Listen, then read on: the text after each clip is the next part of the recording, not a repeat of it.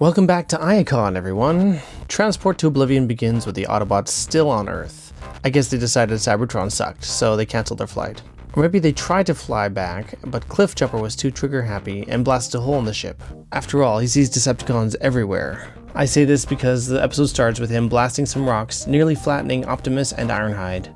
Can someone take his gun away, please? There haven't been any Decepticons seen in months, not since their ship crashed back at the end of the last episode. Though Cliffjumper's paranoia isn't completely without reason. He must have known the show wouldn't be airing if Megatron and his goons were completely gone.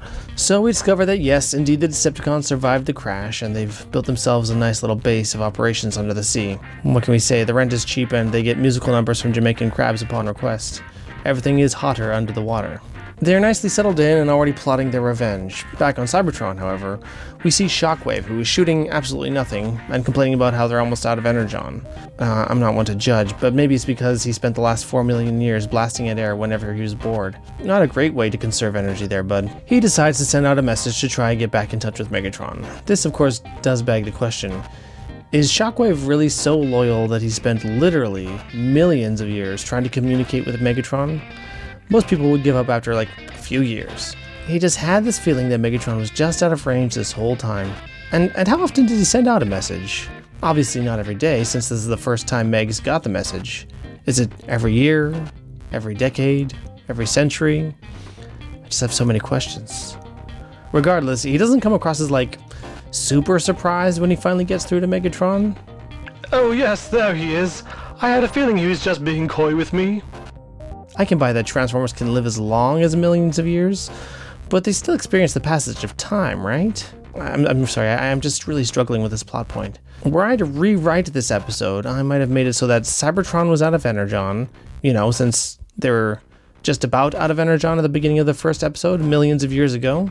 So with no more power, all of the remaining Autobot and Decepticons on Cybertron were in stasis lock, and essentially were frozen in time just as they were on Earth. I mean, it's practically set up that way for them. Maybe a beacon from Megatron activates Shockwave, and he has enough energon stored up just in case they hear from him. Having Shockwave continuously reaching out to Megatron and still lamenting on being low on energon just really doesn't make any logical sense, but whatever. I just can't fixate on this plot point forever. Anyway, Shockwave tells Megatron that they've built a space bridge, so if the Decepticons on Earth can just build a portal from the other side, they can create easy access back and forth from the two planets, and bring Energon over to revitalize Cybertron, and get the Decepticon fleet back in power. So it's time for the Decepticons to resurface and source out more Energon and terrorize some humans. It's gonna be a grand day out. So they storm a power plant, steal Energon and the like, and there are power outages through a nearby city. Meanwhile, Optimus finds out about these power outages and has Teletran 1 link up with the plant's security cameras. So if this were a comic book, Optimus would have a lot of exclamation marks above his head because the last face he was expecting to see today was Megatron's. Well, paint me red and call me Convoy. It's Megatron. Prime sends a counterattack to stop Megatron's raid, and Cliffjumper starts things off true to character, doing something extremely stupid. He charges at Megatron head on and gets knocked away because, surprise surprise, you can't take out the leader of the Decepticons through sheer brute force when you're a third his size. The jets take off with the Energon and Megatron blasts Prime, only for Ironhide to jump in the way and take the hit. Megs and Soundwave take off and Prime gets the other Autobots to take Ironhide home. It was such a bad blast that if his toy were being discontinued, it would have been fatal for sure. So he decides to send a scouting party and wisely doesn't include Cliffjumper in it. Not as wisely, he lets Spike go instead. Well, that's just great. In a pinch, he can do absolutely nothing to help and then complicate the mission somehow.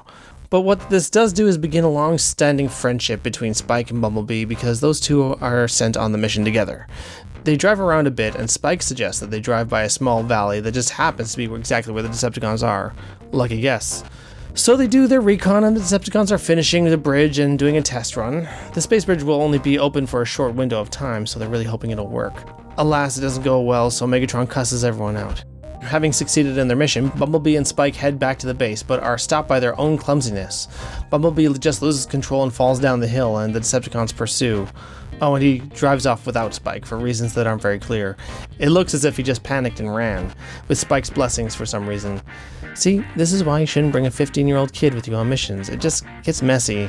And now we gotta tell Sparkplug that Bumblebee just kind of forgot to take his son home. Yeah, so I forgot to bring Spike back. Sorry about that. No worries, Bumblebee. That reminds me of when I forgot to pick Spike up from school, and man, was his mother mad at me.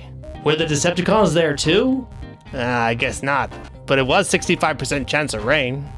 In actuality, Bumblebee doesn't actually get that far. He tries to hide in a cave, but is captured and knocked out by the Decepticons. Starscream wants to kill him, but Megatron has a different plan, and wants to mess around with Bumblebee's memories by plugging in a weird tentacle chest thingy.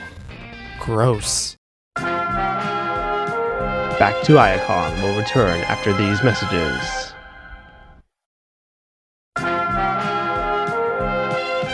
We now return to Back to Iacon. Bumblebee returns to his comrades and they ask what happened to Spike. Of course, he totally naturally tells them that the Decepticon space bridge and Spike are in the cave that he was in earlier. So the Autobots roll out for a rescue operation and get to the cave, only to see that there's nothing there. Well, not nothing. Megatron and his goons are in there and start blasting the Autobots. Of course, it might have been wiser to blast the mountain from the outside and bury them alive, but I guess they remembered that it didn't work in the last episode when the Autobots did that very thing. But this plan doesn't work either, really, because everyone fights like an idiot. Shockwave messages Megatron and tells him that the space bridge is open again, and only for a short time, so the Decepticons will have to cut their ambush short. They blast the entrance open again and escape, and so to make sure that the Autobots can't get out, they blast the entrance shut with rocks. But isn't that the same thing they just blasted through? So they know with blaster weapons they can easily escape, because they just did. But it probably won't work with the Autobots, right? Right. Anyway, the Autobots blast out of the cave, and after restoring Bumblebee's memory, he leads them to the actual space bridge site. A kerfuffle ensues, and Spike is about to be sent through the space bridge as a test subject. He's being sent with a bunch of energon, so when Ironhide wants to blow up the energon, Sparkplug is like, "Hey, don't kill my son! He's only supposed to die through my own gross negligence!"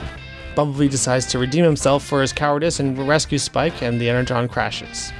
Megatron jumps in to salvage it, but winds up being caught in the device and is sucked through the space bridge. For some reason, everyone assumes he died, even though the idea was to have the space bridge functional. Man, if they were really that certain of failure, I don't know why they wanted to send in so much energon. Starscream naturally announces that he's the leader now, and that goes uncontested because I don't know why. Maybe they just wanted him to get it out of his system. Oh, I see what happened. His motion was actually seconded by that other Starscream. The Autobots return home and all is well. Megatron emerges from the other side of the bridge and says that he'll have his revenge. I shall be avenged. Okay, calm down, Megatron. Drama queen. Transport to Oblivion is not a bad episode. I think it was a mistake to mix the two stories about Bumblebee's mind control and the space bridge together. There's enough meat on those bones to make full episodes on their own, but when forced together, the mind control story feels half-baked at best. But I like the continuity between this episode and the last, giving the story far more of a through line rather than just an episodic vibe, as would be the case for much of the series. So the final score for Transport to Oblivion is 3 out of 5, a perfectly average episode of Transformers. Just remind me to not count on Bumblebee for a ride home.